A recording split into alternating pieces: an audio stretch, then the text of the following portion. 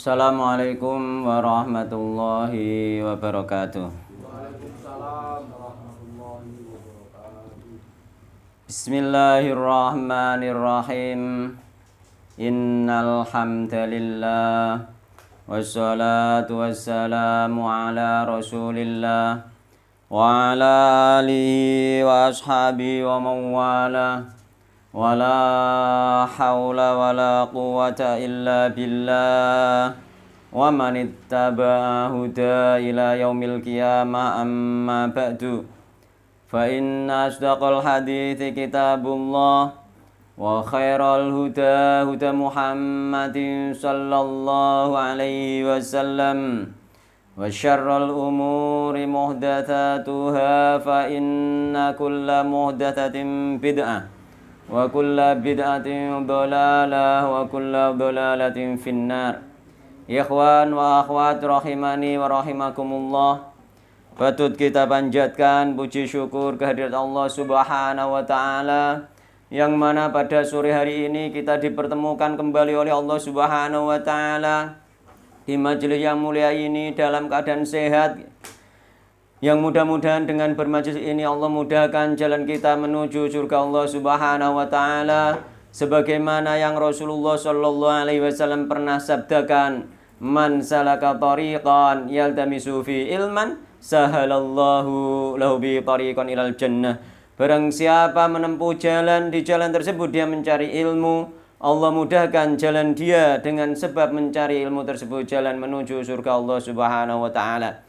Dan mudah-mudahan kehadiran kita kali ini dimasukkan pula oleh Allah Subhanahu wa taala ke dalam orang-orang yang selalu mensyukuri nikmat-nikmat Allah Subhanahu wa taala.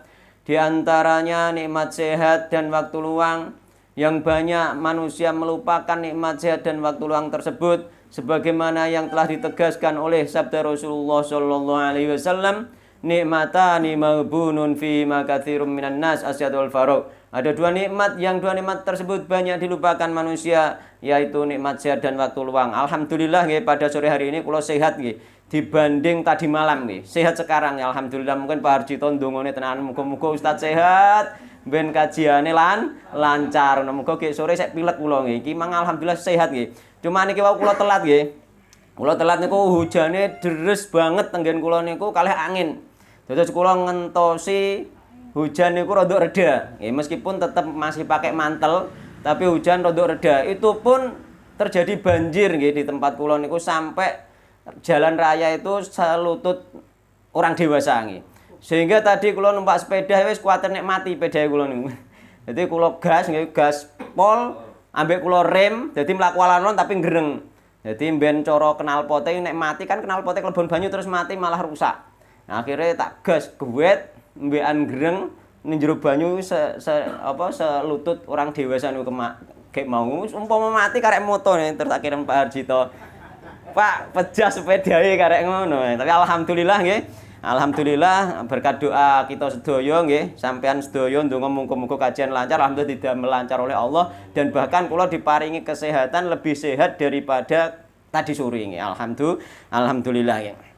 Dan marilah kita bersemangat untuk tolong menolong di dalam kebaikan dan takwa yakni Allah Subhanahu wa taala memerintahkan kita ta'awanu 'alal birri wat taqwa wala ta'awanu 'alal itsmi wal udwan. Di antara bentuk tolong menolong di dalam kebaikan dan takwa di antarane kita menasihati orang, kita misalnya ana wong kita kasih buku, itu termasuk tolong menolong. Dan juga di antaranya misalnya ono kancane sing gawe sobdal kajian, kenapa gawe sobdal kajian? Ganti mantel wae udan, tukokno mantel. Lho kan ngono iku ta'awanu 'alal birri wat taqwa iku.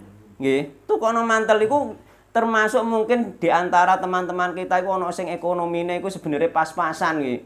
Kadang-kadang bisa dikatakan nek pas-pasane kadang tuku kathok wae kangelan misalnya. Nah, dekne misalnya ganti mantel, tukokno mantel iku termasuk ladang pahala bagi sing mudah mendapatkan uang. Mergo Allah mentakdirkan masing-masing ana sing digawe golek duit itu gampang, ana sing digawe golek duit itu angel karo Allah Subhanahu wa taala. Semuanya menjadi ujian. Ya sing bagi sing golek duit angel diuji dikongkon sabar, sing dikei bait golek duit gampang lain duit diuji gelem gak mbantu kancane sing kangelan niku wae ngoten. Dadi nek roh kancane kangelan misalnya dibantu, misalnya Walah anu gak ndek sepeda jane melu kajian ampiri. Kan ngoten nggih. Iku termasuk ta'awanu 'alal birri wa taqwa ampiri. Oh ya wis nek gak ndek sepeda, aku gak tau ngaji nek apa. Gak ono pedae, mari peda kursi tok dienggo bojoku misale acara apa terus ngono, misale duwe acara dhewe ampiri. Wis ngono tak ampiri mawon ngoten misale ngoten. Niku termasuk ta'awanu 'alal birri wa taqwa nggih. Ora saiki wong-wong sing nopo? Wong-wong sing berbuat kebaikan ku abot tolong menolong dalam hal yang seperti ini, tapi wong-wong sing fasik-fasik ku wong sing senengane mendem-mendem iku enteng dhek ta'awanu 'alal itsmi wal udwan. Ayo tak traktir pokoke wis entek pira wae nang dientekno sak mendemem misale. Aku sing bayari, ndak ngarang entekno wedhus pira ngono. Iku apa wong-wong sing berbuat maksiat iku loyal mbek kancane bahkan ngombe bir iku ditraktir nggih. Tapi wong-wong sing berbuat kebaikan kadang-kadang medhit ngoten nggih. Kadang-kadang medhit ngono. Modal ngampiri kadang-kadang mau kan ngono. Nah, ngono. Dadi iku termasuk tolong menolong di dalam kebaikan dan malah kita semangat pokoknya semangat nggone kancane. Misale kancane wis seneng ngaji misale kok gak tau ono ketok ngaji kena opo. Ya mang contone misale kok ganti mantel lah wayah udan-udan. Itu kok ono mantel. Misale gak ono sepeda sing tinggo diampiri dan lain sebagainya banyak hal nggih. Banyak hal misale gak ono sing duwe tuku bensin, tokokno bensin. Kan beres to semuanya itu kan ngono. Nah, dan itu termasuk pahalanya besar nggih kita. Pahalanya besar kita mengajak kepada sesuatu, kebaikan itu besar sekali diantaranya juga mengajak ke majelis taklim besar sekali nggih. Karena itu nanti akan mendapatkan petunjuk dan amalnya itu nanti orang sing sampean ajak dadakan diamalno nggih. Utawa diajarno ning gone anake, diajarno ning kancan liyane sampean melok entuk ganjaran apa? Amal jariah nggih. Nduduhno wong entuk amal. Nduduhno undangane, sampean ngirim undangane ning gone media sosial kok terus gara-gara undangan mang ono sing teko, iku mang melok untuk amal jariah. Sampean nyebarno YouTube misale, dadak ono sing ndelok terus diamalno ilmune sampean entuk amal jariah amal jariah itu banyak sekali nggih. Di antara keistimewaannya di antara keistimewaan seperti itu nggih mendapatkan pahala nggih. Nah, sebagaimana yang disabdakan Nabi SAW, man dalla ala khairin falahu mithlu ajri fa'ilihi. Sapa wonge sing nundukno ning gone kebaikan, maka dia akan mendapatkan pahala nggih dari orang yang mengerjakan kebaikan tersebut. Oleh pahalane sampean ngajak ngaji pisan, bareng bocah atau budal ngaji terus nggih, dengan sebab nggih, sampean jak terus budal ngaji terus sampean melok untuk ganjarane dekne bermajelis taklim gak ngurangi sedikit pun pahalane dia nggih. Oh, luar biasa to. Sampean ngaji pisan ternyata sing gara-gara sampean sing teko ana wong 10 sampean padha mbek untuk pahalane bermajelis taklim 10 kali. Oh, luar biasa to nggih. Penak ngajak wong iku penak asline. Ngajak wong penak nggih. Termasuk iku mang ya dijebarno ning video iku sebenarnya juga mendapatkan pahala apa iku amal jariah nggih. Wa annahu qala nggih. Dan bahwasanya Nabi juga bersabda man da'a ila hudan kana lahu minal ajri mithlu ujuri man tabi'ahu la yanqusu dzalika min ujrim syai'a. Man da'a barang siapa utahe sapane wong iku ngajak nggih sapa man ila hudan maring petunjuk kana mongkono iku lahu kudu man minal ajri saking ganjaran mithlu ujuri man nggih. Ngumpamane ganjarane wong tabi'a kang anut sapa man hu ing wong sing ngajak mau layang kusu ora nyudo apa dalika mengkono-mono ganjaran min ujurihim saking ganjarane wong sing anut saean ing sithika. Sithika wong sing anut gak kalong ganjarane tapi sampean untuk ganjarane penuh padha mbek sing anut. Oh, janjine di dalam syariat itu seperti itu luar biasa. Jadi mulai ganjaran itu gampang, karek ngomong tok, karek nyebar undangan tok, nggih. Karek WA tok. Gak gelem tetap untuk ganjaran kita mau berdakwah di ganjar Allah, gelem untuk ganjarannya wong iku mau misan. Oh, luar biasa nggih. Wa annahu lan satene Nabi kala juga ngendika sinten Nabi li aliin kedue maring Sayyidina Ali radhiyallahu anhu nggih. Fa wallahi demi Allah nggih.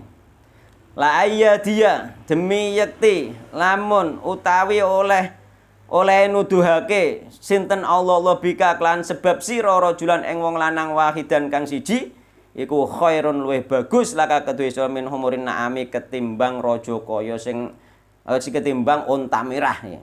Jadi sampean iso ngekeki petunjuk ning wong sitok, yakni di sini misalnya nek gemang petunjuk ning wong padha wong Islami, iki petunjuk iso nduduhno wong ngantek masuk Islam. Iku padha wae apa? Untuk unta merah. Unta merah iku kendaraan sing kebanggaan orang Arab. Nek cara saiki misalnya kebanggaan wong kene misalnya unta dibaratno mobil misalnya. Utawa dibaratno angkutan misalnya tronton to apa ngono. Cara mobil ning kene mungkin dibaratno Pajero to apa. Iku luwih apik timbang karo mobil Pajero. Oh, luar biasa to nggih. Awak dhewe ora kelar tuku Pajero kan. Padahal luwih apik sampean nek iso ngkei hidayah ning gone wong liya timbang karo Pajero nggih. Dan kemarin kita membahas tentang ngambil teladan sahabat Nabi napa? Abu Mihjan nggih. Abu Mihjan ya. Paedahe napa? Paedahe itu adalah agar kita itu bisa bertoleransi dalam arti tidak terlalu membenci saudara kita yang masih terjatuh ke dalam kemaksiatan. Kita benci kemaksiatannya tapi kita tidak bisa membenci ya secara mutlak terhadap orangnya. Justru orangnya kita doakan agar mendapatkan hidayah dari Allah Subhanahu wa taala. Iku paedahe nggih. Dan juga napa niku paedahe di antara paedahe meneh seandainya kita setelah ngaji nggih kita mengetahui hukum halal haram dan ternyata kita belum mampu, belum diberi kemampuan oleh Allah, kita itu belum diberi hidayah taufik oleh Allah untuk meninggalkan sesuatu yang haram tersebut, maka jangan sampai kita menganggap sesuatu yang haram tersebut adalah halal. Kita harus tetap menganggap sebagaimana Abu Mihjan menganggap khamr itu tetap haram meskipun dia melakukan. Itu yang terpenting. Itu buktinya orang masih beriman. Dia meskipun masih mengerjakan, tapi harus tetap menganggap ada keyakinan di dalam hati bahwa dia berbuat dosa. Sebagaimana Abu Mihjan. Sehingga dengan keyakinan seperti itu, mudah-mudahan kita apabila masih belum bisa melaksanakan syariat Allah, apabila kita masih belum bisa meninggalkan larangan-larangan Allah, kita masih ada harapan. Karena kita masih mengakui berbuat dosa kepada Allah, merendahkan diri di hadapan Allah, masih ada harapan diberi hidayah taufik oleh Allah Subhanahu wa taala sehingga di akhir hidup kita termasuk orang-orang yang diridhoi oleh Allah Subhanahu wa taala. Dan sekarang kula ajeng ngangkat nggih kisah nggih teladan malih nggih. Yakni apa? Kisah sahabat penghuni surga. Ini harus kita ambil teladan nggih. Jadi pada suatu ketika Rasulullah ketika bermajelis taklim di Masjid Nabawi, itu Rasulullah bersabda, yatla'ul an, yatla'u alaikumul an, rajulun min ahlil jannah. Akan datang, akan muncul sekarang seorang laki-laki penghuni surga terus Rasulullah sallallahu alaihi wasallam. Ning gone lafaz liyane yatla'u alaikumul an fi hadal fajji au qala fi hadal babi rajulun min ahli jannah. Akan datang akan muncul sekarang kepada kalian sekarang dari pintu ini, yakni pintu Masjid Nabawi, seorang laki-laki penghuni surga. Ternyata datang seorang sahabat Ansor, dia dengan jenggotnya yang basah dengan air wudhu dan nyangking sandal Sandalnya dicangking, Pak. Sandalnya dicangking. Mlebu Masjid Nabawi, mlebu ning gone majelis taklime Rasulullah sallallahu alaihi wasallam. Terus besoknya lagi Rasulullah juga ngendika ngoten malih. Yatla'u alaikumul an rajulun min ahlil jannah. Ternyata datang lagi wong kuwi neh. Akan muncul di hadapan kalian sekarang seorang laki-laki penghuni surga datang neh wong iku mau datang neh jenggote ya basah nyangking sandal dicangking tangan kiwane sandale niku sisuke neh 3 kali meneh Rasulullah ngendika ning gone sahabat ini majelis taklim meneh ngendika ning gone majelis Rasulullah yatla'u alaikumul an rajulun min ahlil jannah akan datang akan muncul kepada kalian seorang laki-laki penghuni surga. Ternyata muncul wong kuwi neh. Akhirnya Abdullah bin Amr bin As ketika Rasulullah sudah selesai bermajelis, Abdullah bin Amr bin As mendekati orang tersebut. Wong sing dinas karo Nabi Muhammad sallallahu alaihi wasallam ahli surga, nek bermajelis taklim kerinan, Pak. 3 dina kerinan terus. Iku nek atene apik sing kerinan iku ahli surga niku mungkin. Nggih. Lho, mulane wong kerinan niku belum tentu elek mboten. Kadang-kadang sing budal dhisik terus nek atine sombong, atine ngremehno sing kerinan malah dhek gak sido ahli surga. Ngoten nggih.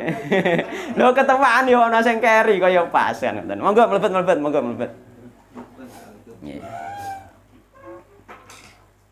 Jadi tak ulangi nggih bahwasanya yatla'u alaikumul an terus Nabi nggih. Yatla'u alaikumul an fi hadzal babi rajul minal jannah akan muncul nggih kepada kalian di pintu ini nggih. Seorang laki-laki penghuni surga ternyata datang jenggote basah dengan air wudu nggih. Sing datang mburi meng menawa keri tak ciptakno neh. Enggak terus bareng ngono, ambek nyangking sandal. Wonge sederhana. Akhirnya sampai 3 hari tadi nggih, 3 hari sama persis orang ikut terus kerinan nek bermajelis. Jadi kerinan, wong kerinan ini biasanya malah malah hatine apik biasane. Dhewe sungkan, rumangsa rendah hati. Ngono biasane malahan kan ngono. Terus yo engko ana keterangane lanjute Pak, wis gak usah kuwatir ngono. Terus akhirnya ngeten nggih. Terus akhirnya kula ku ngajak sregep tapi kula ilmiah, wonten kejadian seperti itu ngoten lho nggih. Tuh akhirnya napa Abdullah bin Amr bin As mengikuti. Terus ditakoki, "Wahai hamba Allah nggih." Gak disebutkan namane wong iki nggih ahli surga iki. Aku iku duwe masalah mbek wong tuaku. Dan aku berjanji gak mulai selama 3 dino. Nek oleh aku tak nginep ning mam 3 dino. Tujuannya apa? Tujuannya pengen roh amalan kok ngantek majelis taklim kerinan terus kok dinas Nabi ahli surga. Penasaran deh. Akhirnya melok nginep ning omahe. Melok nginep nyelidiki amale ku apa to sing spesial niku. Ternyata wong angger nglilir bengi mokor baca tasbih, baca takbir terus turu meneh. Ngono tok mokoke nglilir ya dzikir terus turu meneh, nglilir dzikir turu meneh iki. Nggih. Ora salat wonge. Abdullah bin Amr bin As dinteni hari pertama baru sampai salat fajar. Wis terus salat fajar. Hari-harine ngono iku terus. Hari pertama ngono. Hari kedua dinteni ngono meneh. Oh gak ono salat tahajud, gak ono apa iku ibadah sing khusus misalnya maca Al-Qur'an suwengi to piye ngono gak ono. Sesuk eneh sampai 3 hari sama persis seperti itu. Gak duwe amalan apa blas. Akhirnya Abdullah bin Amr bin As kondo wong mang sebenarnya aku gak duwe masalah mbek bapakku sebenarnya. Sebenarnya aku nginep nang omahmu pengen nyelidiki sampean ku ndek amalan apa? Kok sampai dinas Nabi masuk dinas Nabi ahli surga, bukan hanya sekedar masuk surga, ahli surga. Akhirnya yo kaya sing mbok roh tok ngono aku ora ndek amalan apa-apa. Nggih. Yo sing mbok roh ngono iku tok. Gak ndek amalan apa-apa aku. Akhirnya Abdullah bin Abbas putus asa terus sampai mulai akhirnya diceluk neh, wahai Abdullah, diceluk neh. Sebenarnya aku gak ndek amalan apa-apa kecuali sing sampean lihat tok kuwi. Ya yo apa iku yang wajib-wajib intine syariat dilakukan lah intine. Nah, gak duwe cuma nggih, aku iku ora duwe rasa gisyan nggih terhadap orang-orang Islam. Ya ini gak duwe rasa curang, gak duwe rasa sakit hati, dengki nggih. Gak duwe. Jadi bersih dia iku nggih. Jadi gak dirasa curang, menipu, mengkhianati, apik atine resik nggih. Atine resik nggih, gak mencemarkan nama baik orang lain juga. Atine resik dia itu ganti pikiran jelek ngembekan saudara liyane nggih. Ganti ganti pikiran jelek mbek saudara liyane. Lan aku iku gak dengki nggih ning nggone salah sijine wong sing dikeki nikmat karo Allah Subhanahu wa taala, gak dengki. Wong dikeki nikmat dhek yo alhamdulillah wae biasa, gak ono masalah. Ora iri gak iri dengki nggih. Jarene Abdullah bin Amr bin As, yo iki sing nggarai sampean untuk derajat ahli surga. Mulane wong iku nek wis sing wajib-wajib dilakoni nggih. Mesti oke iri gelem bermajelis taklim tapi nggih, mesti oke iri tetep gelem bermajelis taklim. Iku nek atine apik nggih, iku termasuk ahli surga. Cuma surga iku tingkat-tingkat. Nggih. Termasuk kekasih Allah iku tingkat-tingkat. Termasuk ning nggone ning nggone hadis qudsi kae yakni wong sing selalu mengamalkan yang wajib kemudian mengamalkan yang sunah-sunah secara istiqomah terus dicintai Allah maka dia menjadi waline Allah kelas khusus.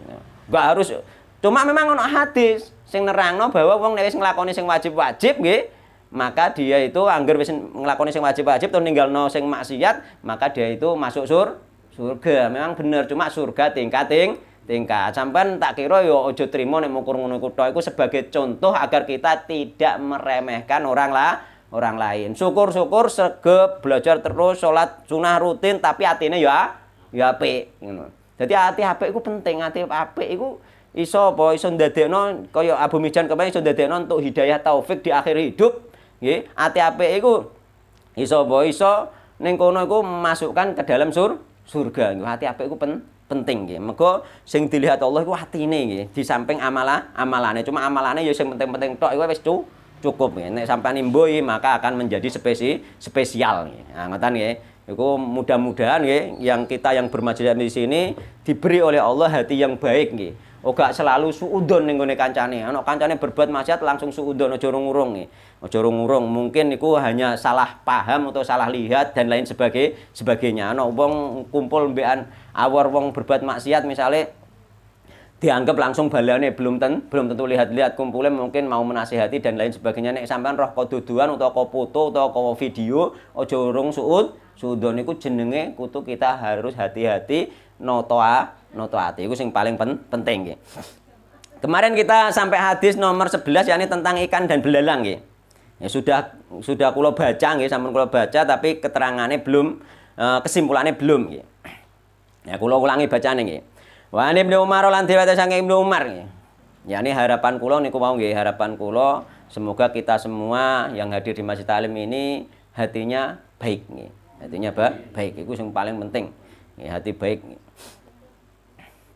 Moga penyakit hati ku selalu menghinggapi, termasuk sing sregep kadang iso dihinggapi rasa ujub. Sing pinter mungkin juga bisa dihinggapi rasa ujub. Iku juga penyakit hati. Ini sing wong mang gak duwe penyakit hati. Ya alhamdulillah moga kita bisa nggih. Kaya misalnya ono rasa riya segeralah dihilangkan, rasa ujub segeralah dihilangkan. Kita berjuang terus sampai akhir hayat nggih. Wa Ibnu Umar lan dewek sang Ibnu Umar kala ngendika sinten Ibnu Umar kala ngendika sinten Rasulullah sallallahu alaihi wasallam. Uhillat den halalake lana kedue kita apa maitatani badang luru, wadamani lan darah luru. Fa amal maitatani anapun utawi badang luru iku fal jarodu walang, wal hutu lan iwak. Wa amad damani lan anapun utawi getih luru iku fal kabidu ati wati halulan limpo. Jadi getih loro iku ati mbek limpo iku apa halal iki. Dihalalno berarti liyane kuwi haram iki. Pemahamane ngoten berarti liyane kuwi getih iku haram. Daman masfuha, darah yang mengalir itu haram. Jadi pitik mbok beleh mbok tadongi getih mbok dadekno didih iku haram. Iku saiki isih akeh angger pasar isih ana adol didih. Nggih didih iku haram nggih. Iku diviralno, didih iku haram. Termasuk damam masfuha, darah yang mengalir. Didih iku haram. Biasanya wong tuwek-tuwek iku sing ngadol malah ning ngene pasar iku. Didih wedhus, mbeleh wedhus ditadongi, didol didih iku haram. Napa? Ya mestine nek gak ya ora ngarep dituku wong. Mestine enak kan ngono. Lha kaya sampean nek mangan balung kuwi nek getih sing keri ngono kan enak kan? Ya ngono iku rasane, cuma sing ning balung iku dimakfu nggih. Masih dibolehkan. Sing keri sing gak mengalir mari. Sing haram iku sing mengalir. Yang mengalir itu tidak boleh. Mulane termasuk di antara alasan bangkai iku najis karena masih ada darah yang mengalir tersebut. Mulane piye sithik gak dadi bangkai dibelih kan darahe mengalir keluar kan. Di antara alasannya seperti itu, bangkai itu masih ada darahnya. Nggih. Apa wedhus mati ditekek misalnya kan gak metu darahe. Nah, di situ di antara alasannya nggih. Araju Ahmad wa Ibnu Majah wa fi dhaif secara hadis marfu sampai Rasulullah, namun secara apa iku nyambung sampai sahabat nggih.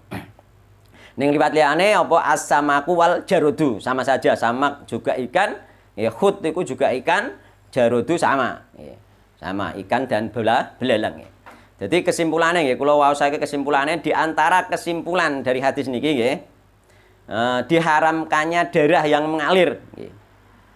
Dengan menyimpulkan apa dari diperbolehkannya dua darah tersebut nggih mang wis tak sampekno yakni apa iku dihalalkan nggih dua darah berarti selain itu haram nggih. Terus yang kedua diharamkannya bangkai nggih. Yaitu hewan yang mati begitu saja atau yang disembelih dengan cara yang tidak sesuai syariat. Haram, berarti bangkai haram. Karena apa? Ukhilat lana maitatani. Dihalalkan dua bangkai. Berarti selain dua bangkai ini hukumnya haram. Selain dua bangkai ini hukumnya haram. Selain dua bangkai belalang dan ikan dan sejenisnya, jenis belalang dan ikan, maka selain itu haram. Yang ketiga, sesungguhnya hati dan limpa halal dan suci. Wis jelas nggih, wis sesuai mana hadis. Terus bangkai ikan dan belalang nggih. Yang keempat, bangkai ikan dan belalang itu halal dan suci nggih, suci dan halal nggih. Kecuali apa? Ikan utawa walang sing matine diracun, enggak boleh dimakan karena apa? Termasuk mengandung racun. Enggak boleh nggih. Sebenarnya ngobati iwak aja iku berbahaya kanggo sing makan nggih.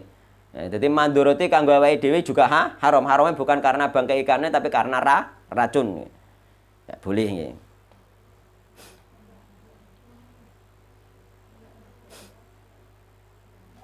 Dan hadis ini ya juga merupakan dalil bahwa apabila ikan dan belalang mati di air, maka tidak membuat air tersebut menjadi najis. Air gak ngarah najis.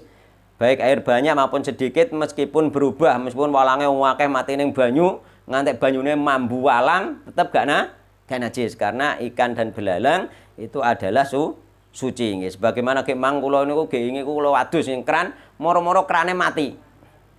Mati cet. Awan iki mang tak bongkar ternyata ana welute mati. Ambune wis basin. Jedengku mang baru tak bongkar melok basin ambune. Nah, tapi iku tetap suci meskipun basin. Mergo basin dari bangkai napa?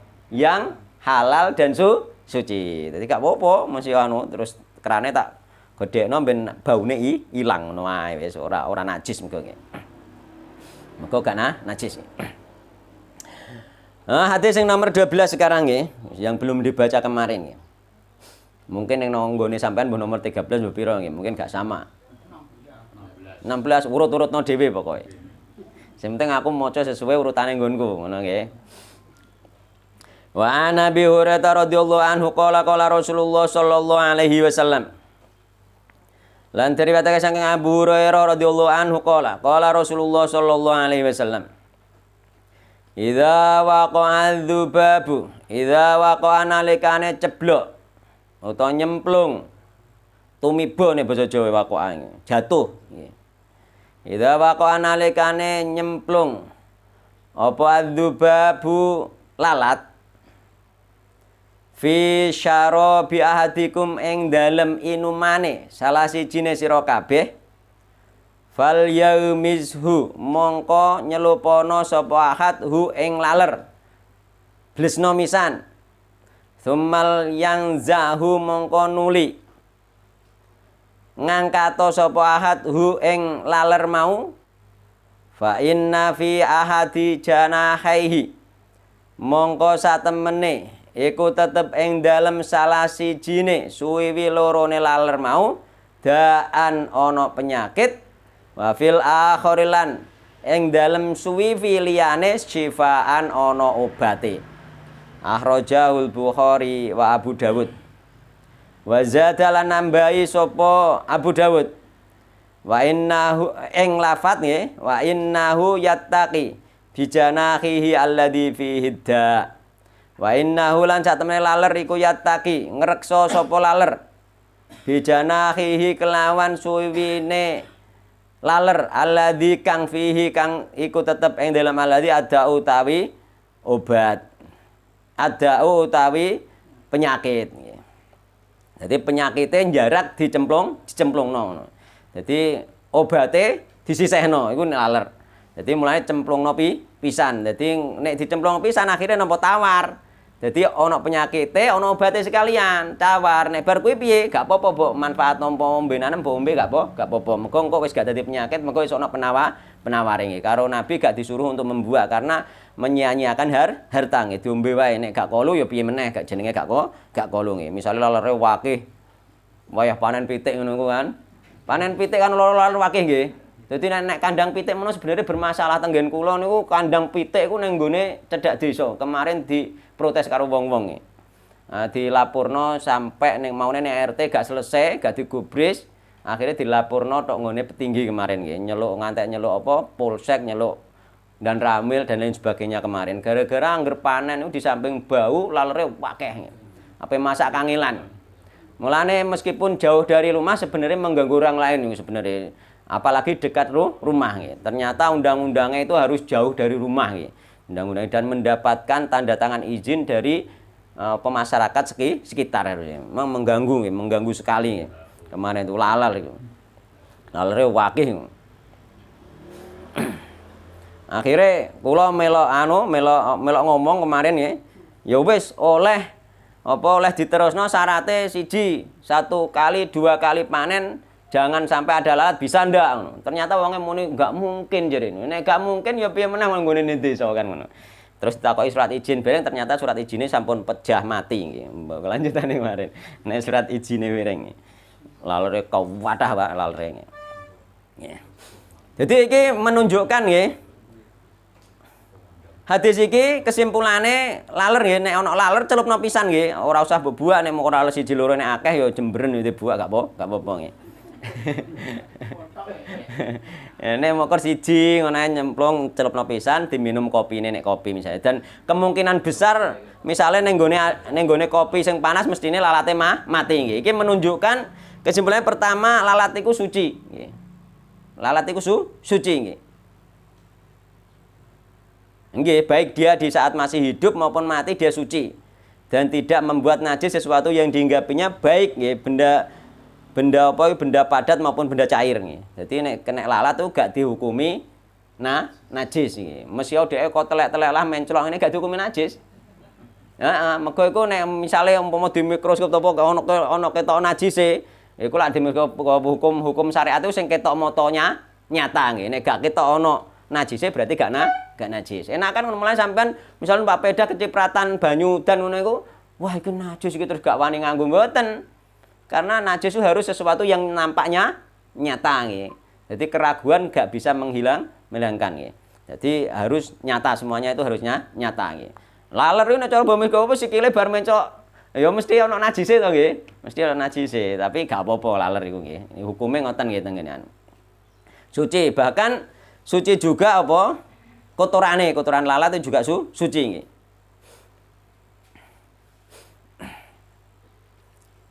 Jadi yang pertama sucinya lalat baik masih hidup maupun mati. Itu kesimpulan yang pertama. Yang kedua dianjurkan mencelupkan seluruh tubuh lalat yang jatuh pada sesuatu yang cair. Kemudian dikeluarkan kembali, kemudian sesuatu tersebut dapat dimanfaatkan kembali. Karena dia dalam keadaan suci, gak dihukumi najis. Kopi ngono kecemplukan lalat, meneh kopine sek panas mati mesti lalate. Nah, itu kan bangkai. Padahal bangkai kemarin apa? Bangkai najis kan? Nah, bangkai najis dan haram nggih. Tapi bangkai lalat mboten ana dalile niki nggih. Yang ketiga bahwa nggih pada salah satu sayap lalat terdapat penyakit dan pada lainnya terdapat penawar. Jadi anjuran mencelupkan 2 sayap tersebut sekaligus untuk menetralisir antara penyakit dan penawarnya. Jadi aman wis nggih. Adapun membuang minuman berarti menyia-nyiakan harta, aja dibuang. Nggih diombe wae asal mang gak akeh, nek akeh jemberen gak apa-apa. Sampean gak jemberen ya oleh wae iku gak najis nggih, terserah. Nek kula umpama akeh kok jemberen kan ngoten. Tapi aja sak lalate nggih. Aja sak lalate, mergo lalat iku termasuk gak masuk halal. Dia hanya suci saja, bukan halal, suci dan tidak najis tapi bukan halal gitu loh. Bukan halal nggih. Karena sing halal itu bangkai sing halal belalang mbek ikan. Lalat itu bukan belalang. Mulane suci iki gak apa-apa bar dicelum mbok ombe sak laler-lalere. Mboten niku. Mergo tetep haram nggih. Ternyata binatang yang haram nggih. Ustaz jare binatang sing haram iku kotorane najis. Iku lain-lain halnya. Mungkin ini ono pembahasan khusus dengan dalil ikan dan belalang dan dalil tentang lalat ini nanti ada pembahasan khusus. Ya, ada pembahasan khusus nggih. Jadi kotorannya itu gak najis, ada penjelasan khusus. Enggak, bariki tak bahas, bar kesimpulan tak bahas insya Allah. Jadi yang keempat di dalam hadis ini ada mukjizat ilmiah. Bahwasanya gebien Nabi Muhammad itu gak ono penelitian laboratorium tentang iki ono penyakit, iki ono obatnya mboten enten gebien niku. Ulama-ulama sabare Nabi yo gak ono penelitian, butoe iman sami'na wa ata'na, langsung ngimani nek iku ono penyakitnya, ono obate, gak usah penelitian. Iman mbek sabdane Nabi Muhammad sallallahu alaihi wasallam nggih. Sami'na wa ata'na nggih. Anut grubyuk apa unine Rasulullah sallallahu alaihi wasallam. Ternyata ning akhir-akhir zaman diteliti ternyata bener kan. Iku lah ngono iku termasuk apa mukjizat nggih. Mukjizat iso diteliti ning wong akhir zaman ternyata bener ono penyakite, ono obate nggih. Akeh kasus-kasus yang setelah diteliti ternyata bener nggih. Tapi nek ono sing gak kena diteliti ya wis kita samina watona saja nggih. Yang penting asal itu larangan ya. Dari asal itu larangan dari Allah ya, maka itu pasti ono apa nih? Madharate iku pasti. Lah asal perintah dari Allah mesti ono manfaate. Itu pasti nggih. Mulane sampean niku apa nglakoni perintah Allah iku sebenarnya ada manfaate nggih, baik untuk dunia maupun akhirat nggih. Pasti manfaatnya dunia akhirat ya. Mulai termasuk sholat berengi manfaatnya kan yang akhirat jelas dijanji surga oleh Allah Subhanahu wa taala nggih. Nglakoni kewajiban, nglakoni sunnah sholat sunnah. Tapi ternyata setelah diteliti oleh dokter ternyata untuk kesehatan juga kan. Ternyata untuk kesehatan gitu loh. Wong sholat niku kan ngoten. Ya, jadi sebenarnya ada manfaat dunia akhirat, uga dunia tok, uga akhirat tok, dunia akhirat. Jadi kesimpulannya tahu maupun tidak tahu kita, ngerti napa mboten kita, semua syariat yang diatur oleh Allah lewat Rasulullah SAW, semuanya ada manfaatnya, syariat perintah Allah. Terusan larangannya Allah kabeh mesti ono madharat iku pasti, baik kita tahu maupun tidak. Nek sahabat-sahabat gebion gak roh manfaatnya lah, pokoknya samina watono nglakoni ngono ae, pokoknya dikongkon dilakoni ngono ae. Mulane sahabat-sahabat Nabi wonge juga sehat-sehat nih. Sehat meneh piye, Pak? Wong kok gak sehat meneh piye? Budal perjalanan perang 500 km. Mlaku, Pak. Gampangane kene Jakarta mungkin nggih. Kudus Jakarta. Kudus Jakarta ape perang mlaku, Pak. Piye? Ora kokoh-kokoh lho. Nggih. Mlaku, Pak, ape perang ngono. Sahabat-sahabat Nabi seperti awak dhewe umpama saiki nek majelis taklim kene kono numpak sepeda wis penak. Wah, adohe kene ndi misale kene Tuban, kene Bulu. Lah numpak sepeda penak ora usah mlaku. Ngono ae sik ana warung kadang keselen mampir warung ngombe es sik iso. Kurang penake piye wong saiki umpama sampeyan dilairno pada zaman Nabi umpama. Terus diwajibno perang, mlaku. Nek imane wong saiki gak ngethukno, Pak. Gak kuat, Pak. Mulane sampean kula niku didelek Allah ning akhir zaman, mergo seandainya didelek pada zaman Nabi mungkin malah gak iman. Iku hikmahe kita hidup di akhir zaman. Ngoten. Ora ngarah mlaku sampun adoh. Ape gelut. Ngoten nggih. Jadi yang kelima kesimpulannya bahwasanya para ulama nggih menganalogikan, mengkiaskan kesucian lalat pada serangga yang tidak memiliki peredaran darah. Jadi semua binatang yang tidak mempunyai peredaran darah hukumnya suci. Baik dia itu halal dimakan maupun haram dimakan. Yakni halal dimakan contohnya ikan dan belalang, haram dimakan contohnya lalat dan kawan-kawan. Misalnya monggo ning omahe sampean misal ana sawang ana monggone akeh terus teleke iku ketok teleke kan monggo iku. Teleke iku kadang ngrusuhi ning ndur buku ya ngrusuhi buku niku mboten najis niku suci. Jadi semua nggih telek lalat, telek apa? Telek monggo, telek walang dan lain sebagainya, segala macam serangga yang tidak memiliki apa darah yang mengalir, maka dia dikiaskan dengan lalat dan ikan dan belalang. Oh ngono, roh penak kan? Jadi ngerti akhirnya para ulama mengkiaskan, menganalogikan. Dikiasno, mergo gak ono nas khusus. Nas khusus ning gone telek monggo, gak ono nase, Pak. Nas khusus apa cecak? Nek cecak piye nek cecak?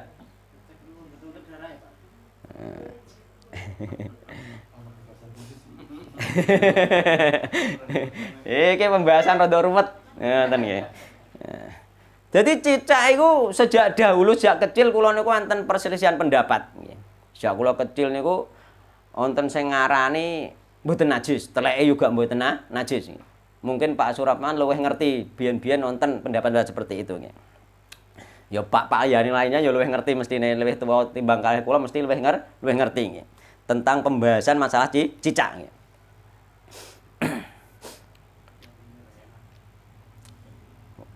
Dan cicak itu kotorannya dan bahkan cicak itu mengandung penyakit berbahaya.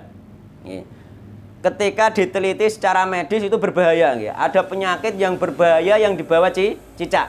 Nah, cicak termasuk disuruh membunuh. Dan secara akal, secara akal gak mungkin sesuatu yang berbahaya itu tidak najis dan tidak dilarang, gak mungkin. Ya kan, secara akal. Gak mungkin, karena itu berbahaya untuk kita, gak mungkin gak disuruh untuk membersihkan. Nanti dan selama ini sebagian jumhur ulama kalangan Syafi'iyah jumhur ulama kalangan Syafi'iyah menganggap cicak dan kotoran cicak itu tidak najis. Bahkan jumhur Syafi'iyah malahan. Cuma prakteknya masyarakat Syafi'iyah menganggap najis. Ya ngono nggih. Jadi jumhur ulama Syafi'iyah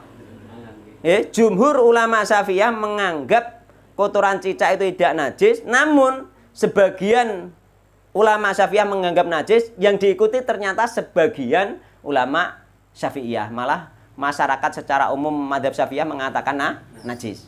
Ngoten nggih. Nek jenengan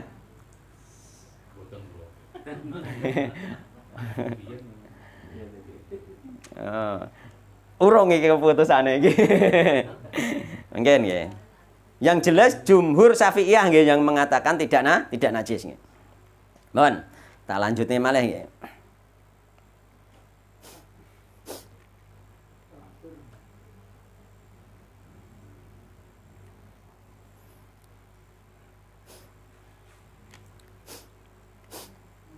Terus para ulama hal tersebut kenapa binatang sing tidak mengalir darahnya bangkainya tidak najis?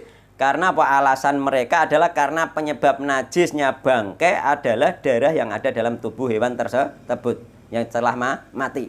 Dan penyebab ini tidak ada pada hewan yang tidak memiliki peredaran darah seperti lebah, nyamuk, lalat, dan serangga-serangga yang lain. Dan iki ada pula yang mengatakan cicak. Cicak ono sing ngareni tidak ada peredaran darah. Tidak ada darah yang mengalir. Iku cicak. Tapi aja urung kesimpulan masalah. Kesimpulan terus mungkin urung bar nggih. Jadi mau nggih, dadi kotoran maupun bangkai dari binatang yang tidak memiliki peredaran darah itu sebagaimana ikan, belalang, lalat, serangga-serangga yang lainnya tidak najis.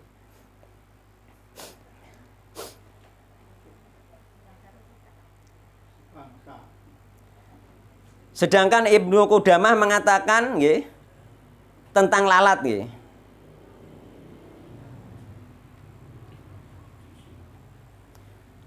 tentang lalat bahwa tidak najis adalah apa? Mala nafsalahu sa'ilatun bahwa tohirun bijami ajyaihi wa fadolatihi. Hewan apa saja termasuk lalat yang tidak memiliki darah yang mengalir, ia suci semua bagian tubuhnya dan semua yang keluar darinya. Sak telek-teleke suci.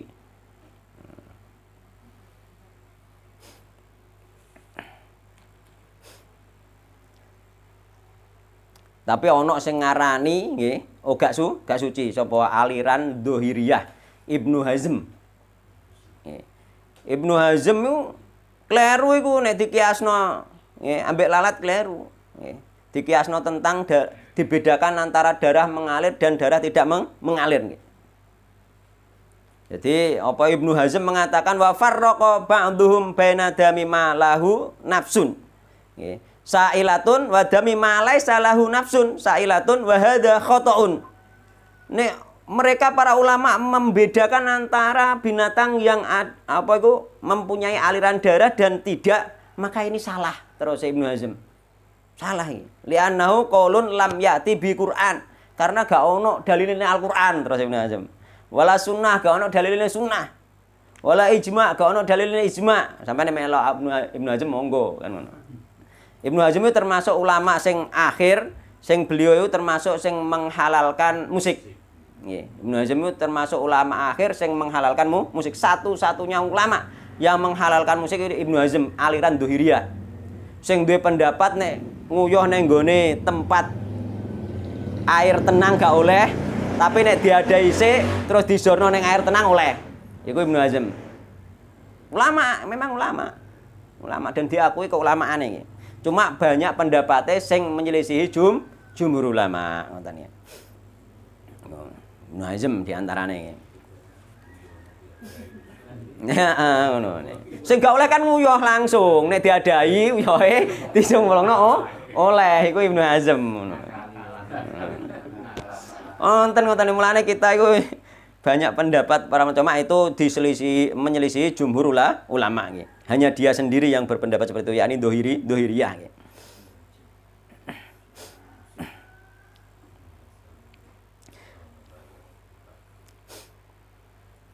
Jadi jumhur ulama nggih sing berpendapat bahwa cicak itu tidak najis, berpendapat cicak tidak memiliki darah yang mengalir, ini ulama-ulama yang dulu belum mendapatkan nggih keterangan tentang penelitian ilmiah. Hanya ijtihad karangan. Ngarang. Nek ndelok bodine cicak iku nek digecek kok ketok ora apa ana getih iku oh gak duwe darah mengalir. Iku pakai ijtihad. Seandainya pun salah tetap dapat pahala. Jadi ulama dulu yang berpendapat kotoran cicak gak najis itu tetap mendapatkan pahala nggih. Karena apa? Mengandalkan ijtihad bukan dengan penelitian ilmiah nggih. Nah, penelitian ilmiah cara saiki cara modern. Jadi jumhur ulama iki sing dinukilkan dari Imam An-Nawawi malahan nggih, sing membolehkan menganggap suci kotoran cicak itu malah dinukil dari Imam An-Nawawi. Wa ammal wazagu, adapun cicak faqata al jumhuru bi annahu la nafsa lahu sa'ilatun. Maka jumhur ulama Syafi'iyah berpendapat bahwa ia termasuk hewan yang tidak mengalir darahnya. Itu bahkan Imam An-Nawawi. Tapi tidak diikuti oleh mayoritas pengikut dari kalangan umat Syafi'iyah.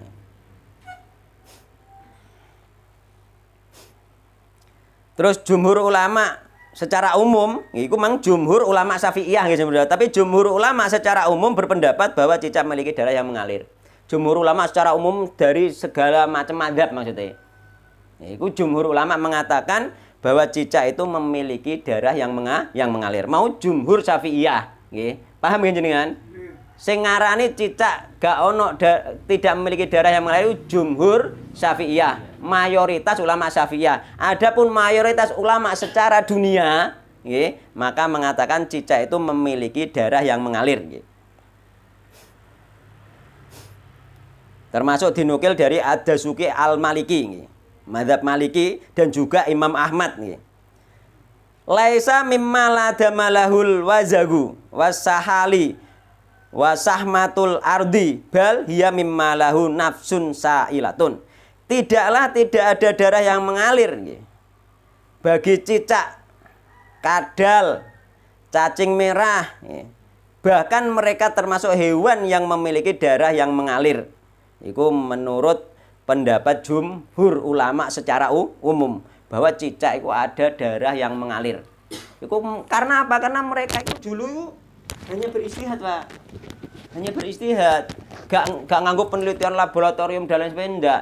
Ternyata bagaimana? Ternyata setelah diteliti secara ilmiah, ilmu apa ngoten niku? Mbah ilmu biologi, ilmu apa. Pokoknya ilmu modern sekarang ternyata cicak itu nggih memiliki peredaran darah. Jadi istihad di antara dua kubu ulama, yakni jumhur ulama secara umum ba'dul ulama secara umum ini menang jumhur ulama secara umum.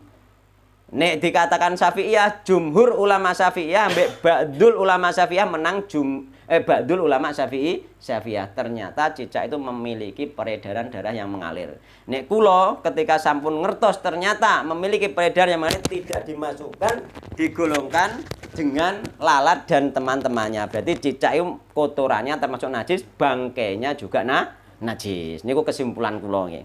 Dan niku kesimpulan niku lama kula nggih. Tanya-tanya ke sana kemari tentang cicak niku nggih.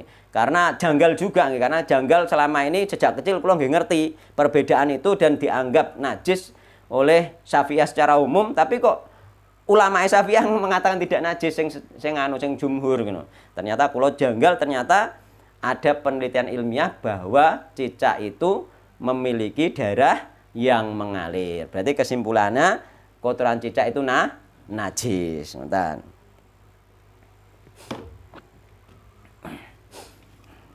Kula riyen nggih ngoten nggih, sempat menganggap najis, sempat menganggap tidak, karena memang ada dua pendapat sebelum benar-benar meneliti dari pernyataan para ulama dan sebelum mengetahui apa itu jenenge penelitian ilmiah secara modern sekarang ngoten. Jadi istihate ternyata bener yang bahwa cicak itu memiliki darah yang mengalir. Sing salah piye nggih, biyen sing salah nganggep iku najis, ya gak apa-apa, gak dosa.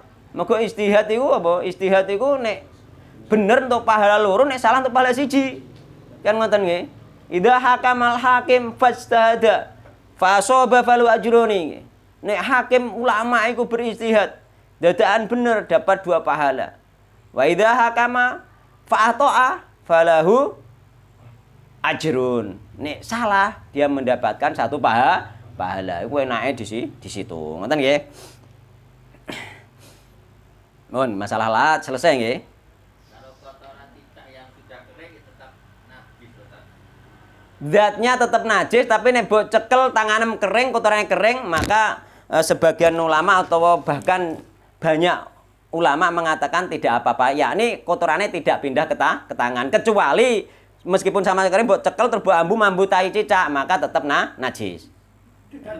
Maksudnya tidak najis itu kan nek sesuatu yang kering dengan kering itu biasanya tidak berpindah. Ngoten lho maksudnya nek kering tidak najis itu. Enggak menempel nggih. Mulane termasuk anjing kering ambek tangane wong kering, makanya didemek gak piye-piye mergo najise gak menempel. Tapi nek basah najise menempel seperti itu. Maksudnya kering itu di situ nggih. Tapi adapun hakikatnya meskipun kering tetap najis. Kotoran manusia pun nek kering banget mbok demek orang pindah najise, yakni berupa bau, warna, rasanya gak pindah, maka itu tidak najis. Kotoran manusia pun mbok demek kok gak pindah nek tangan gak najis, tapi nek mbok demek terus mambu, wah itu najis. Itu. Nggih. Nggih. Napa malih? Ada suatu permasalahan di dalam ini.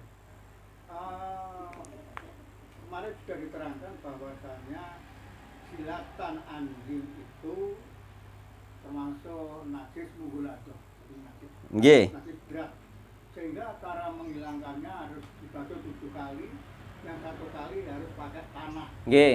atau debu. Nah, sebagian orang, saya membaca di YouTube itu, Nggih.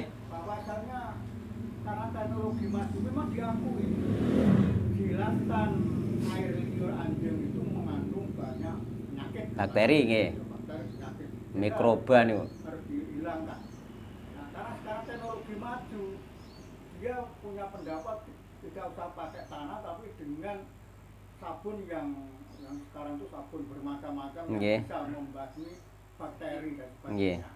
Nah, ada 2 seperti itu, gimana untuk kita yang kita ambil langkah kita? Yang saya tahu Pak nggih, penelitian ilmiah ternyata mikroba yang ada di anjing itu tidak bisa dibasmi meskipun pakai deterjen canggih kecuali dengan tanah. Tidak bisa hilang kecuali dengan tanah. Jadi sudah ada penelitian dengan deterjen ternyata tidak hilang. Jadi tidak bisa, itu hanya analogi otak biasa, analogi pikiran biasa yang memikirkan, oh mestinya nek nganggo sabun luwih resik. Ternyata setelah diteliti ada penelitian ilmiah, di sabun pakai apa, dibersihkan pakai alat modern ternyata tidak bisa hilang mikroba itu. Hilangnya memang pakai tanah, harus pakai tanah memang. Jadi itu termasuk mukjizat ilmiah juga.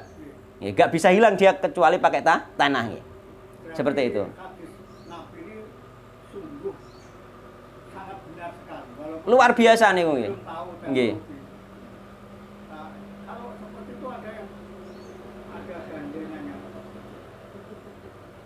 Napa? Hukum orang muslim jelas di dalam Quran maupun hadis. Nggih. Bahwasanya daging babi itu haram. Nggih.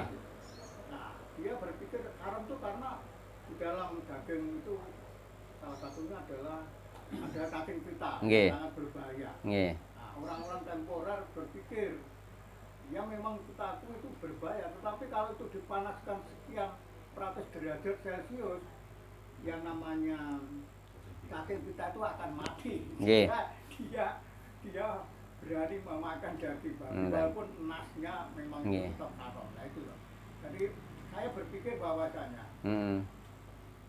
otak atik orang sekarang itu mestinya sangat dikalahkan dengan apa yang diperintahkan oleh Nabi maupun Allah. Sehingga walaupun toh itu dipanaskan apapun, ada sebagian peneliti tidak akan bisa mematikan namanya cacing pita. Seandainya pun dipanaskan sekian derajat kok mati, seandainya pun, maka itu tidak menjadi alasan untuk menjadi halal. Karena apa? Karena itu hanya salah satu hikmah diharamkannya babi, yakni ada madorotnya, dan mungkin masih banyak madorot yang lain yang belum diketahui oleh manusia, sehingga dengan menghilangkan salah satu alasan itu saja tidak bisa menjadi halal. Bisa jadi banyak lagi yang lainnya yang belum diketahui, jadi gak menjadi alasan nenek ngono. Nenek ngono akhirnya dia nanti menghalalkan yang haram, dan itu dosanya besar sebagaimana diterangkan kemarin, yakni menghalalkan yang haram itu dosanya besar sekali. Nah, ngakali ben ketok halal padahal itu haram. Kaya dene apa orang-orang Yahudi dahulu sing apa iku menghalalkan ambil ikan di hari Sabtu. Mereka gara-gara ngakali hukum sesuatu yang haram dianggap halal, maka dia diadab Allah menjadi kera. Berarti dosanya besar. Sampean nganggep sing haram, wis roh nek haram, mbok akali terus akhirnya mbok anggap halal, maka sampean dosa besar. Dosane dijadikan kera. Nek saiki umpama gak dijadikan kera secara fisik, sampean atine iso dadi ati kera. Oh, naudzubillah min syarri dzalik. Ngoten nggih? Ngoten malih? Nggih. Kalau Ustaz menjelaskan masalah musik. Nggih.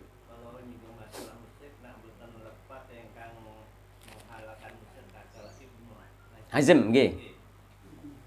Musik itu datang Indonesia. Nggih. Bermacam-macam musik. Nggih. Ada musik tradisional, ada musik nasional, bahkan musik Nggih. internasional. Nggih. Lanjut ketegasan musik yang ada, yang selama ini kita juga sama-sama menikmati. Nggih. Ini kudus wudhu, itu sebenarnya tegaknya haram, halal, apa bagaimana, Kak? Iku ada hadis Nabi Muhammad sallallahu alaihi wasallam, la yakunanna min ummati aqwamun. Akan ada di antara umatku suatu kelompok kaum, ora wong sithik, kelompok kaum yastahillunal khira, yang mereka ini menghalalkan zina, wal khomro, dan menghalalkan khomer, wal ma'azif, dan menghalalkan alat-alat musik. Ma'azif umum, alat-alat musik. Jadi memang dari redaksi hadis bahwa ada kaum yang menghalalkan musik, ini indikasi bahwa hukum asal musik itu haram. Ngoten nggih. Jadi hukum asal musik itu haram. Ditegaskan malih di sebuah hadis itu bahkan terkhusus seruling. Seruling ku ana hadis khusus apa iku sotani malunan terus Nabi Muhammad SAW. Ada dua suara yang terlaknat, dilaknat oleh Allah Subhanahu wa taala. Sotani malunan, mizmarun inda nikmah waronatun inda musibah. Seruling ketika dinikmati. Jadi seruling yang dinikmati dilaknat oleh Allah Subhanahu dosa besar.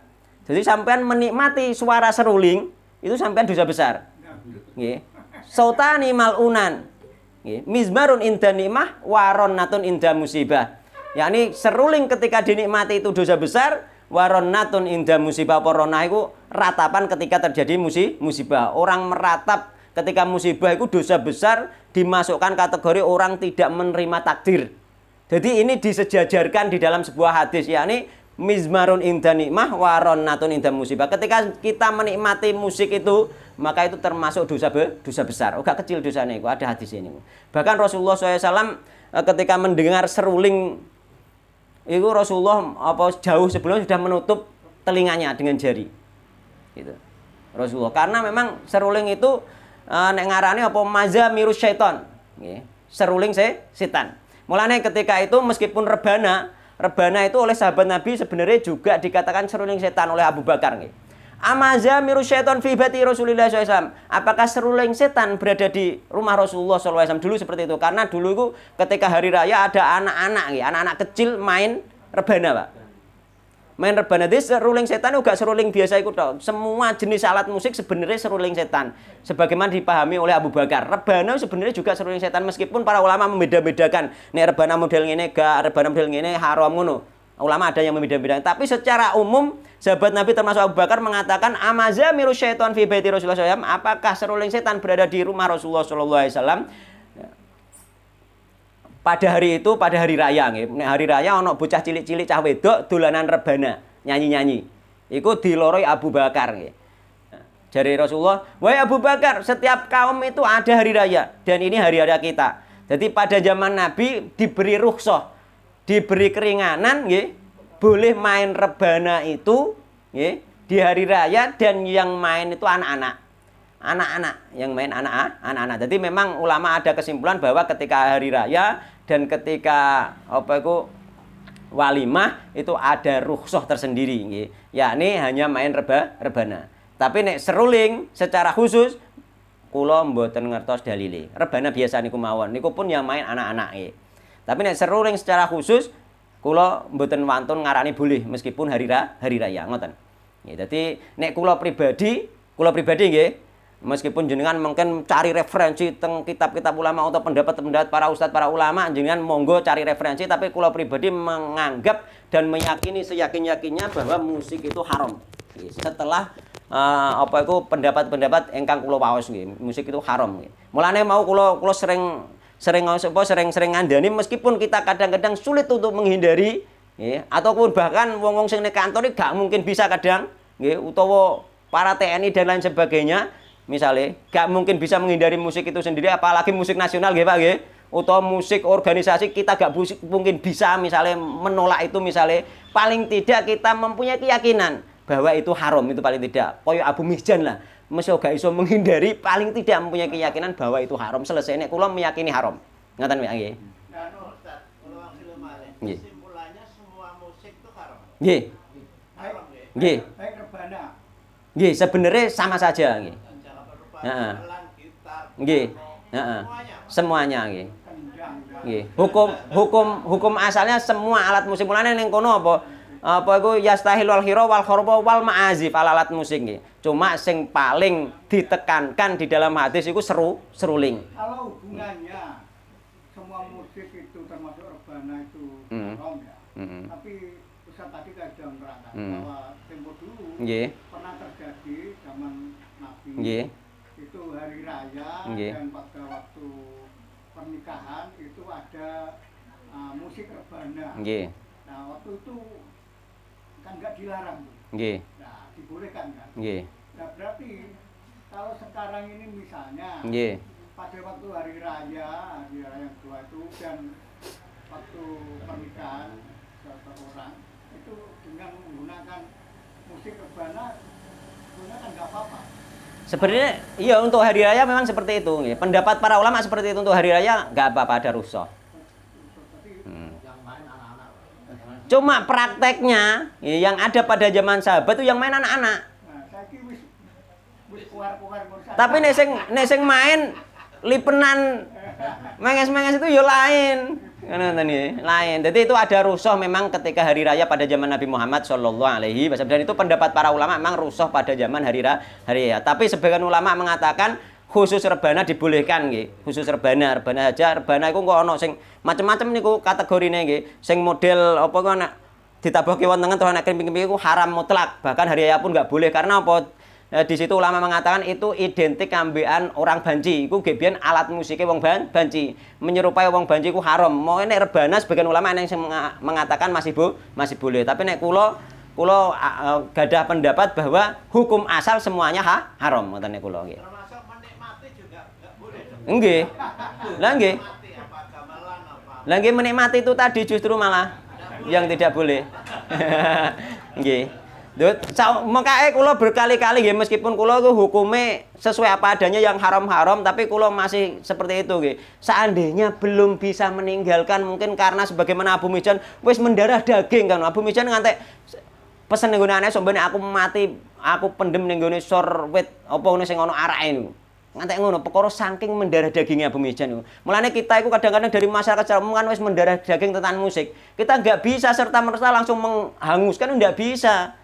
Ada yang di antara mereka yang masih melakukan dan itu mungkin itu adalah yang penting itu kita sampaikan keharamannya dulu dan mereka meskipun masih melakukan yang penting mempunyai keyakinan bahwa dia itu haram sehingga dia nanti ada peluang-peluang untuk bertobat hanya itu saja. Nek kula nggih. Berarti musik itu masuk kategori khilafiyah enggak itu? Karena pendapat ada dua pendapat ulama itu. Ada yang membolehkan, ada yang melarang dengan hal itu. Ketika kita mengikuti manhaj salaf, dari seluruh ulama salaf tidak ada yang membolehkan. Hanya Ibnu Hazm saja. Madzhab Imam 4 semuanya mengatakan haram. Meskipun dengan perincian tadi, yakni sing rebana biasa itu masih boleh, terutama di hari raya. Meskipun dengan perincian asal hukum musik, seluruh ulama termasuk Imam Madzhab 4 mengatakan haram. Nah, ini yang perlu ditegaskan. Sedangkan Ibnu Hazm mboten napa wonten malih? Ngoten Pak nggih. Nggih, tapi bersiul. Bersiul masuk kategori seruling tadi atau wallahu taala alam mboten ngertos kula. Cuma nggih. Apa Bu? Nggih. Nah, itu. Lah ya, Kenapa? karena itu rusak. Jadi Khususon. waktu pernikahan tok Khusus nggih. pakai rebana tapi enggak Ka- pakai gitar. Khusus karena apa? Kenapa khusus nggih? Karena kita mengikuti Rasulullah dan para sahabat Nabi Muhammad SAW. Mereka menggunakan hanya di dua tempat tersebut. Selain itu tidak. Nah, makanya kita jenenge kan mengikuti manhaj salaf nggih. Jadi kita ikuti saja ngoten. Kenapa ada rukhsah di situ? Wallahu alam, mungkin ada hikmah di balik itu nggih. Atau mungkin zaman dulu karena sudah mendarah daging sehingga anak-anaknya gak usah diajari memang kayak dhisik wis biasa nyanyi mungkin seperti itu nggih. Itu mungkin saja yang jelas pasti ada hikmahnya nggih. Ketika hari raya kita boleh ngoten nggih. Masalah bersiul nggih. Bersiul niku kula mboten ngertos dalile khusus nggih. Namun nggih kula riyen nggih cerita mawon niki nggih, dalile khusus mboten nggih. Mungkin bersiul itu masuk kategori yang dilarang juga mungkin ya. Karena apa? Berdasarkan pengalaman saja. Kalau dalilnya mboten ngertos, pendapat ulama nggih mboten ngertos, tapi berdasarkan pengalaman dulu ya. Di tempat kula iku ana tempat angker. Ya, ana tempat angker. Nek tempat angker kono angger wonge anyul, bersiul anyul mesti langsung teko setane ning kono. Langsung ono penampakan ono diantemi ngono. Tempat angkere ngoten.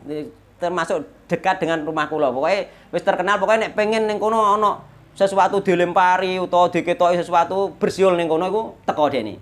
Ya, mungkin siul masuk juga kategori mazamiru seton itu mungkin saja, tapi belum tentu benar. Maka gak roh ulamae kula nggih, sepuntene mawon ngoten nggih. Nggih ngoten mawon wallahu taala alam nggih, semoga kajian ini membawa berkah nggih. Ya, membawa berkah sehingga kita itu bisa tahu antara halal haram, najis dan tidak secara detail, dan mungkin masih perlu diperdalam lagi, dan mungkin masih perlu ada perbandingan lagi nggih. Nggak harus mutlak omongan kula langsung sampean bener, sampean golek referensi yang lain nggih. Sehingga ilmu itu nanti bertambah nggih. Ilmu nanti bertambah. Ampun referensi kula mawon nggih. Golek referensi yang lain monggo nggih, sehingga ilmu itu nanti bertambah dan jenengan semakin mendapatkan pengetahuan yang banyak. Karena dengan kontroversi yang seperti ini mungkin sampean nanti bertanya-tanya sehingga sampean mencari-cari kan ngoten nggih. Bener enggak jarene Ustaz? Bener enggak sehingga sampean malah tambah ilmu yang banyak nggih. Mulane kula mboten ngajak anut grup yuk. Wallahu taala alam. Subhanakallahumma bihamdika asyhadu an la ilaha illa anta astaghfiruka wa atubu ilaik. Wassalamualaikum warahmatullahi wabarakatuh.